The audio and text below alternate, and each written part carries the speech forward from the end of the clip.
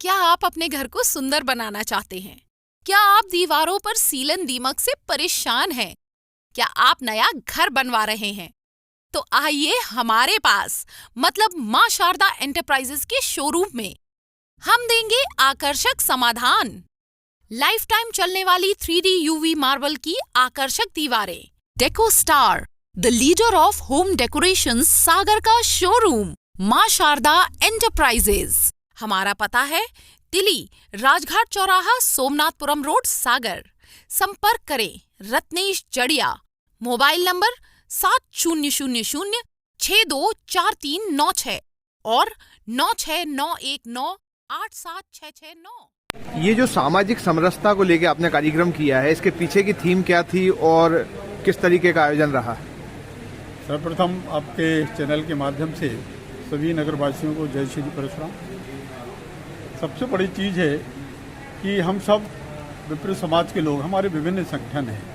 सागर जिले में भी अनेक संगठन काम करते हैं। परशुराम जयंती पर अक्षय तृतीया के अवसर पर हम सब लोग बड़े धूमधाम से भगवान परशुराम जी की शोभा यात्रा को संचालित करते हैं। लेकिन उसके बाद में भूल जाते हैं साल भर के लिए कि भगवान परशुराम कौन थे, का उनका विष्णु का छठवां अवतार क्या था और किस निमित्त वह आज भी धरती पर विराजमान है। महेंद्र पर्वत पर चिरंजीवी बनकर वह भक्ति में लीन है, तल्लीन है। ऐसी कुछ चीज़ें आती थी जिनमें ये लगता था कि भगवान परशुराम बड़े क्रोधी थे। भगवान परशुराम जी ने क्षत्रियों का इस पृथ्वी पर से 21 बार विनाश किया। यह सब भ्रांतियाँ हैं। इन सब भ्रांतियों को दूर करने का माध्यम था भगवान परशुराम जी की कथा। विप्र वर्ग एक ऐसा वर्ग है जो जन्म से लेकर मृत्यु तक प्रत्येक वर्ग के साथ में रहता है। हम सब जो विप्र लोग हैं वह हम सब सुदामा वृत्ति के लोग हैं। हमारा किसी से कोई बैर, कोई मोह, कोई बैर या किसी प्रकार का कहीं कोई ईर्ष्या द्वेष जलन नहीं होती है। हम लोग तो जो भगवान ने हम लोगों को वाणी दी है, हम लोगों को माँ सरस्वती भगवती ने जो जिह्वा दी है और हम सबको बोलने की जो क्षमता प्रदान की है भगवान गणेश जी ने, वह सब सामाजिक समरसता के लिए समर्पित रहती है। सामाजिक समरसता आप सब जानते हैं कि सामाजिक समरसता से तात्पर्य है कि सब मिलजुल कर रहें, कोई ऊंचा नहीं, कोई छोटा नहीं, कोई बड़ा नहीं। तो यह जो चीज़ है सामाजिक समरसता जब तक समाज में रहेगी तब तक यह हिंदू समाज, यह हमारा सनातन समाज दिन दूनी रात चौगुनी तरक्की करेगा। इसीलिए सामाजिक समरसता की जड़ों में हमें निरंतर प्राणवायु का संचार करना है, उसको सींचना है। इसके लिए यह पंडित रमेश शर्मा जी के मुखारबिंद से भगवान परशुराम जी की दिव्य कथा का आयोजन किया गया। पंडित रमेश शर्मा जी अद्भुत परशुराम जी कथा के कथाकार। यहाँ आपने सामाजिक समरसता के लिए विभिन्न वर्गों का सम्मान भी किया। किन किन वर्गों को आप साथ लेकर आए? हमने यहाँ पे समाज में जितने भी वर्ग हो सकते हैं, जितनी भी जातियाँ हो सकती हैं, अब उनको गिनाएंगे तो समय लग जाएगा, सभी को किया है। और समाज में सामाजिक सौहार्द बना रहे, सामाजिक सौहार्द और तरक्की करे। हाँ, जहाँ एक बात हमारे परम पूज्य गुरुदेव दत्ता जी कहते थे कि जहाँ साधक होते हैं वहाँ बाधक भी होते हैं। कुछ लोग ऐसे बाधक बनकर भी आए, लेकिन हम उन्हें भी प्रणाम करते हैं कि आपकी बाधा पहुंचाने के काम से कथा में जो बाधा पहुंचाने का या अनर्गल प्रलाप करने का जो अवसर ढूंढा वह उचित नहीं था।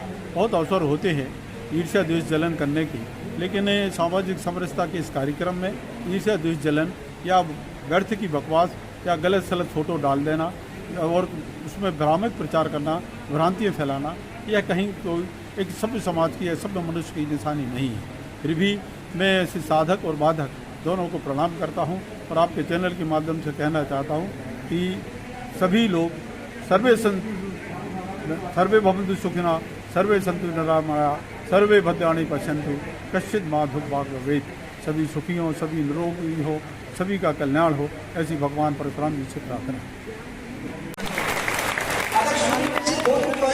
समाज में और सूर्यवंशी बोध क्षत्रिय समाज में सूर्य जाति और सूर्य कश्यप से कुएं का जल भी चाहिए। कुएं का जल अकेले कुएं से नहीं आता, जानती हो कुएं का जल निकालने में एक रस्सी भी लगती है, बाल्टी भी लगती है, घड़ा भी लगता है। घड़ा बनाया किसने है? घड़ा बनाने वाला कोई और है, रस्सी बनाने वाला कोई और है, बाल्टी बनाने वाला कोई और है, कुएं से पानी लाने वाला कोई और है, फूल बनाने वाला कोई और है, माला बनाने वाला कोई और है, फल लगाने वाला कोई और है।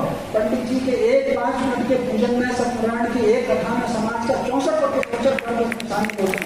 तो सारा का सारा वर्ग एक है, कोई समाज सनातन समाज अलग नहीं है, इस बात को अच्छे से समझ लीजिए। तो कुल मिलाकर के प्रतिदिन भगवान का पूजन करते हो, लेकिन भगवान का संदेश क्या है, इस संदेश को आपको ध्यान में रखकर के चलना है। जो 127 गोत्र है, वो 127 के 27 गोत्र सारे के सारे सनातनियों के गोत्र है। एक और बात ध्यान रखिए, अपने कर्म पर ध्यान रखिए। कर्म में अगर आप बिगड़ गए हो, कर्म से किसी की माफी नहीं है, निकाल दीजिए वो दिमाग से। एक गंगा स्नान से आपका पाप धुल जाएगा, एक कथा सुनने से पाप धुल जाएगा, किसी के चरण स्पर्श करने से पाप धुल जाएगा। आपका कोई कर्म माफी कभी नहीं है, ये लिख लीजिए, गांठ बांध लीजिए। मैं 4 लोगों के उदाहरण देता हूँ। दशरथ जी का आपने नाम सुना होगा। दशरथ साधारण नहीं थे, परमात्मा के पिता थे। नारायण का अवतार भी है तो दशरथ के धर्म दिया है। दशरथ से अपनी जिंदगी में एक गलती हुई है, जानते हो दशरथ से गलती क्या हुई? धनुष बाण चला और श्रवण कुमार मारा गया। श्रवण कुमार का पिता, उसने पुत्र के वियोग में अपने प्राण त्यागे। दशरथ को पुत्र के वियोग में प्राण त्यागना तो पड़ेगा। दशरथ की गलती बात नहीं है, आपकी गलती माफ कैसे होगी? सुदामा परमात्मा का मित्र है। सुदामा ने जिंदगी में एक गलती की थी। एक दिन दोनों जंगल में घूम रहे थे, एक टाइम का भोजन खा गए, एक टाइम का कष्ट का खाना खा गया, जीवन भर खाने के लिए तरसा है। जब तक उसने प्यास शक्ति किया है, चावल की टोकरी लेकर के नहीं पहुंचा है, तब तक सुदामा की गलतियां माफ नहीं हुई है। अगर सुदामा परमात्मा का दोस्त है, उसकी गलती माफ नहीं हो रही है, तो तुम्हारी गलती माफ कैसे हो जाएगी? अपने कर्मों पर ध्यान रखिए। द्रौपदी ने जिंदगी में एक गलती की है, जानते हो द्रौपदी ने क्या गलती की है? एक जने गिर गया फिसल करके, गिरते ही वो देख करके हंस दी और हंस करके उसको कटाक्ष भी कर दिया। किसी को गिरते को देख करके उठाना चाहिए, सहायता करना चाहिए, तो उस पर हंसना चाहिए। द्रौपदी ने एक गलती कर दी, क्षीर हरण की लिए, बस हरण की लिए उसी दिन पड़ गई थी जिससे भी गिरते ही को देख करके हंसती थी। जब द्रौपदी की गलती माफ नहीं, द्रौपदी परमात्मा की सखी है। सखी कहते थे, कृष्ण नाम अगर है तो द्रौपदी का है। द्रौपदी की गलती माफ नहीं तो आपकी गलती कैसे माफ होगी? यजुष्टि ने एक गलती की है जीवन में, एक जुआ खेल गया, और जुआ खेल गया 13 वर्ष तक कितने कष्ट उठाए हैं, कितने परिवार के कष्ट उठाए। ये धर्मराज का अवतार है, उसकी गलती माफ नहीं होगी, तुम्हारी गलती माफ नहीं होगी। किसी कथा से आपकी गलती माफ नहीं होगी, किसी गंगा स्नान से गलती माफ नहीं होगी। गलतियों को सुधारिए, लेकिन गलतियों को ध्यान रखिए। गलतियों का ध्यान, गलतियां दूसरे की न निकालिए। गलतियां आईने के सामने खड़े होकर अपनी गलती सुधारिए। हनुमान चालीसा का पाठ करते हैं, हनुमान चालीसा के पाठ को एक पंक्ति रोज कहते हैं कि निज मन मुकुर सुधार। कभी सोचा इस पंक्ति का अर्थ क्या है? निज मन मुकुर सुधार, मुकुर कहा गया है दर्पण को, तो मन मुकुर यानी मन के दर्पण को सुधार। मन के दर्पण को सुधारने का अर्थ क्या है? मुझे अपनी गलतियां दिख सके। सवेरे से शाम तक दूसरे की गलतियां निकालोगे, लेकिन अपनी गलती कभी नहीं निकालोगे। मन के दर्पण को सुधारो। दर्पण अगर टेढ़ा है, चेहरा आपका साफ नहीं दिखेगा। दर्पण अगर अच्छा है, चेहरा आपका अच्छा दिखेगा। एक और बात कह करके मैं कथा को विराम देना चाहता हूँ। एक बात और ध्यान रखिए, आप क्या कर रहे हैं, आपका मित्र कौन है, आपका गुरु कौन है, आपका असिस्टेंट कौन है, इस पर आपकी सफलता निर्भर करती है। याद रखिए, ये 4 चीज, आपने दोस्त किसको बनाया है, असिस्टेंट किसको बनाया है, आपने बॉस किसको बनाया है, इस पर आपका जीवन की सफलता निर्भर करती है। मैं एक उदाहरण कहना चाहता हूँ। राम कथा खूब सुनते हो, सागर में रोज राम कथा होती है, लेकिन आप जानते हो राम जी का पूरा अभियान किसके कारण सफल हुआ? हनुमान जी के द्वारा। सीता का पता कौन लगाया? हनुमान जी ने। लंका कौन जलाई? हनुमान जी ने। लक्ष्मण को जब शक्ति लगी, औषधि कौन लेकर के आया? हनुमान जी। जब अहिरावण लेकर के चला गया राम लक्ष्मण को, तो समय पर कौन पहुंचा? हनुमान जी। हनुमान जी राम के आदमी, हनुमान जी सुग्रीव के आदमी। हनुमान जी बल और बुद्धि को निधान, बचपन में जिसको सूर्य को निकल गया, इतनी ताकतवर आदमी, इतनी ज्ञानी आदमी। सुग्रीव चूंकि कायर था, उसको समझ ही नहीं थी कि आदमी की पहचान नहीं थी। उसकी जानते हनुमान जी की क्या लगा रही थी? बाहर खड़ा कर दिया और कह दिया था, देखना आने जाने वाला कौन निकलता है, कोई बाली का भेजा हुआ आदमी देखो तो मुझे बताना, नेता की ओर छुप जाए। इतने धीर आदमी जो बल और बुद्धि का निधान है, उसको काम क्या सौंपा थी? द्वारपाल बनाया था। जब हनुमान जी राम जी के पास आए, कल्पना करिए राम जी सोचते कि सीता जी का हरण हो गया, तो हनुमान जी वरिष्ठ दिख रहे हैं, उनको मैं भी अपनी सुरक्षा को तैनात करती, तो सीता जी का पकड़ नहीं जाता था कि अगर कोई देगा, मुझे लगता है तुम्हें पता लगता, और उनको काम का अलॉटमेंट ढंग से की। हनुमान जी अगर राम जी के पाले में शेर है, तो सारे के सारे असिस्टेंट अच्छा चुनिए। शरणार्थी के रूप में आए थे, टांगा चला, कभी सीखा है कि अपने व्यक्तित्व का निर्माण किस प्रकार करना है। अंधेरी कोठरी में जन्म वचन लेकर के भी व्यक्ति अगर द्वारकाधीश हो सकता है, आप क्यों नहीं हो सकते हो? कांगा धोकर के जिन व्यक्ति एशिया का सबसे बड़ा व्यापारी हो सकता है, तो आप क्यों नहीं हो सकते हो? लाल बहादुर शास्त्री का आपने नाम सुना होगा। लाल बहादुर शास्त्री नदी के उस पार हुआ करता था। जब वो पढ़ने जाते थे तो उनके पास नाव को 2 पैसे लगते थे, महीने भर के वो नहीं होते थे। वो सारे के सारे कपड़े उतार के बस्ते में रखते थे, बस्ता सिर पर बांधते थे, नदी पार करके जाते थे। देश का प्रधानमंत्री बना है। बैतूल के एक लड़के है पूनम घोरे, उसकी माँ बर्तन मांगती थी, उसने 2010 में 10वीं परीक्षा टॉप की है। आपका बच्चा क्यों नहीं कर पा रहा है टॉप? आप उसको अच्छी शिक्षा नहीं दे पा रहे हैं, और अच्छी शिक्षा इसलिए नहीं दे पा रहे हैं कि आपने अपने व्यक्तित्व का अच्छा निर्माण नहीं किया। ये कथा सार्थक हो गई 3 दिन की। आज के दिन से ही अपने व्यक्तित्व पर जोर दीजिए, अपने परिवार पर जोर दीजिए, परिवार के साथ संतान को योग्य बनाइए, अपना भविष्य अच्छा बनाइए। अपना भविष्य अच्छा होगा तो समाज अच्छा होगा, समाज अच्छा होगा तो राष्ट्र अच्छा होगा। राष्ट्र संस्कृतियों से बनता है, नदियों और पहाड़ों से राष्ट्र नहीं बनते। अफगानिस्तान में वो नदियाँ आज भी बहती हैं जो 100 साल पहले बहती थी। अफगानिस्तान में वो पहाड़ आज भी हैं जो 100 साल थे। क्या वो भारत बचा है? भारतीय संस्कृति बची है? आपके पूर्वजों की पहचान बची है? खत्म हो गया सारा का सारा बात। वो ब्रह्मपुत्र नदी जिसको मैं वर्णन फिर आज नहीं किया क्योंकि समय कम था, जो भगवान परशुराम जी ने जिस ब्रह्मपुत्र नदी का नाम है उसका ब्रह्मपुत्र था, क्योंकि परशुराम जी ने उस नदी का उद्गम किया था। वो पाकिस्तान में बहती है। क्या वो उतनी पूज्य है जितनी पूज्य भारत में थी? क्योंकि संस्कृति बदल गई है। संस्कृति इसलिए बदल गई है, तुमने आपस में लड़ते हो, अपनी योग्यता को तुमने छोड़ रखा है, अपनी प्रतिभा को छोड़ रखा है। स्वयं को योग्य बनाओ, संतान को योग्य बनाओ। 8वां ऋण आपके ऊपर है इस सागर का। ये सागर की धरती तब भी थी जब हिमालय नहीं था। ऐसा कोई दौर नहीं हुआ जब सागर के लोगों ने युद्ध न लड़ा हो। बना रहे भाजपा के कार्यकाल से निकले तो सनातन के रूप में निकले। घर में होंगे आप ब्राह्मण होंगे, क्षत्रिय होंगे, वशिष्ठ गोत्र के होंगे, भारद्वाज गोत्र के होंगे। घर से बाहर निकले तो एक सनातन नागरिक के रूप में निकले, तब ये राष्ट्र का निर्माण हो पाएगा, तब इसकी प्रतिष्ठा सांस्कृतिक पुनर्निर्माण हो पाएगा, तब भारत जो छोड़ दिया है। कहते हैं कि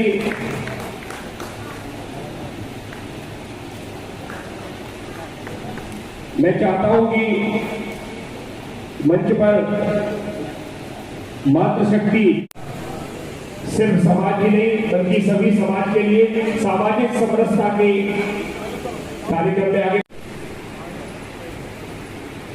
जी। एक बार मैं चाहता हूं कि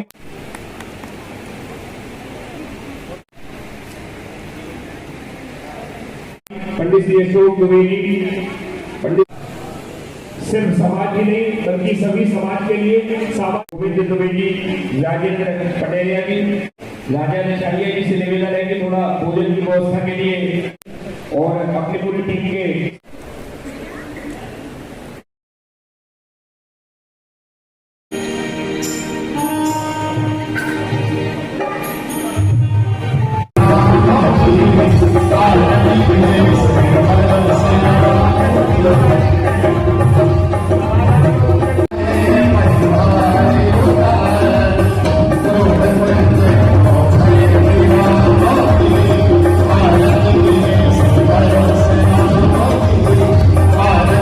मनीष चतुर्वेदी का, रविंद्र भवन कृष्ण का और मीडिया कर्मियों का, मीडिया के हमारे साथियों का और आप सभी और यहाँ पर जो जनप्रतिनिधि पधारे उन सभी का बहुत बहुत हार्दिक आभार व्यक्त करता हूँ। शहर से बाहर जाने के लिए 1 वे टैक्सी चाहिए या लोकल सिटी के लिए कैब या फिर एयरपोर्ट पिकअप ड्रॉप की हो जरूरत? चुनिए अपने पसंद की कैब और पाइए बेस्ट ऑफर्स के साथ मोस्ट कंफर्टेबल राइड सिर्फ और सिर्फ 77 कैब्स ऐप पर। आज ही गूगल प्ले स्टोर से 77 कैब्स की ऐप डाउनलोड करें या विजिट करें www.77cabs.com और बुक करें अपनी राइड। आई वेयर, सनग्लासेस और कॉन्टैक्ट लेंस के सभी लीडिंग ब्रांड्स अब एक ही छत के नीचे। अग्रवाल आई केयर, द्वारका जी कॉम्प्लेक्स, सिविल लाइंस, सागर। सर, जो परशुराम जी की कथा है ये पहली बार आयोजन हुआ और एक अलग ही किस्म का ये विषय है, इसके बारे में बताइए कि ये विषय ही क्यों चुना परशुराम जी का? देखिए, मोटे तौर पर परशुराम जी का जो शैली है, जो अवतार है, वो शास्त्र का, शस्त्र का, युक्ति का, शक्ति का, समाज का और संगठन का अवतार है। भारतीय सनातन समाज को बिखेरने के लिए जो आदर्श पात्र हैं उनको समाज से दूर करने का एक चक्र चला। तो बहुत सारी असत्य बातें परशुराम जी के साथ जोड़ी गई, जैसे कि वो कोई बहुत क्रोधी थे, जैसे कि कोई बहुत क्षत्रिय थे, क्षत्रिय विरोधी थे, या कि उन्होंने माँ का शिरच्छेद किया था। ये तीनों की तीनों बातें एकदम असत्य हैं और सीधा जोड़ा भगवान परशुराम जी से।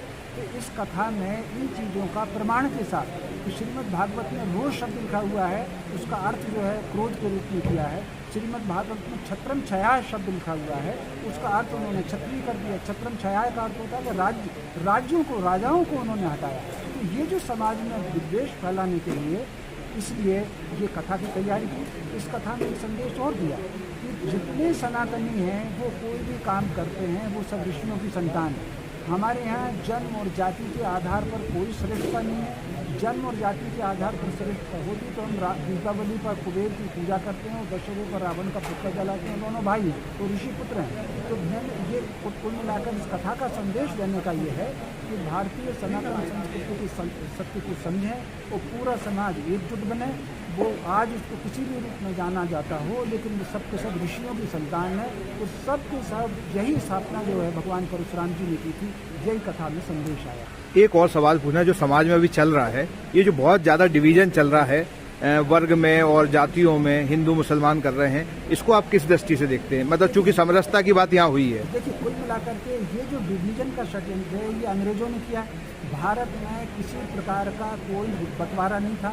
यहाँ कोई बनवासी अलग नहीं है, कोई नगरवासी अलग नहीं है, कोई गोरा अलग नहीं है, कोई कारा अलग नहीं है। बाकी मुझे आप बताइए, कर्पूर गौरम करुणावतारम, ये भगवान शिव की प्रार्थना है। इन्हें कपूर के समान गोरे हैं और वो उत्तर दिशा में हिमालय के ऊपर रहते हैं। नारायण की उपासना में हम कहते हैं कि मेघवर्ण समान, हम वो बादलों के समान काले हैं, वो दक्षिण सागर में रहते हैं। तो ना तो यहाँ दक्षिण और उत्तर का कोई झगड़ा है, ना गोरे और काले का कोई झगड़ा है। हमारे यहाँ 4 आश्रम है, ब्रह्मचर्य है, गृहस्थ है, वानप्रस्थ है और संन्यास है।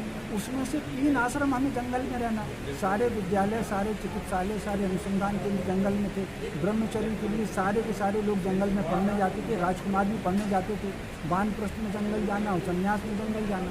केवल 25 वर्ष हम रहते थे सब। तो कहाँ से वनवासी अलग है और कहाँ से ग्रामवासी अलग है, सब लोग एक हैं। ऋग्वेद में अगर ये कहा गया है तो विश्व को आर्य बनाना है, जब विश्व को आर्य बनाना है तो आर्य कोई नस्ल नहीं है, आर्य विशेषण है। तो कुल मिलाकर के श्रेष्ठता का सूचक है। तो ये जो समाज को संदेश देना कि कोई अलग नहीं है, सारे भारतीय एक हैं। हमने तो वसुधैव कुटुंबकम की बात कही, जिसमें न केवल पूरे वसुंधरा के लोग एक कुटुंब में हैं। हमने तो पशु पक्षियों से रिश्ता जोड़ा है। बंदर हमारा मामा है, हाथी हमारा दादा है, पीपल हमारा बाबा है, उसकी परिक्रमा करते हैं, चींटी की चिंता करते हैं, गाय को रोटी देते हैं। तो हम केवल मनुष्य से ही नहीं, प्राणी मात्र से हमारा रिश्ता है। यही संदेश भगवान परशुराम जी का था, जो इस कथा में दिया गया है। क्या आप महंगी दवाओं के खर्चे से परेशान हैं? अब इस चिंता से मुक्त हो जाइए। दवाओं के खर्चे में कीजिए 90% तक की बचत। दवा इंडिया जेनेरिक फार्मेसी के साथ उच्च गुणवत्ता और कम कीमत दोनों एक साथ। 1500 से अधिक दवाइयां उपलब्ध, सभी उत्पाद FDA द्वारा प्रमाणित। हमारा पता है दवा India generic pharmacy, Sugandha complex, Parkota सागर।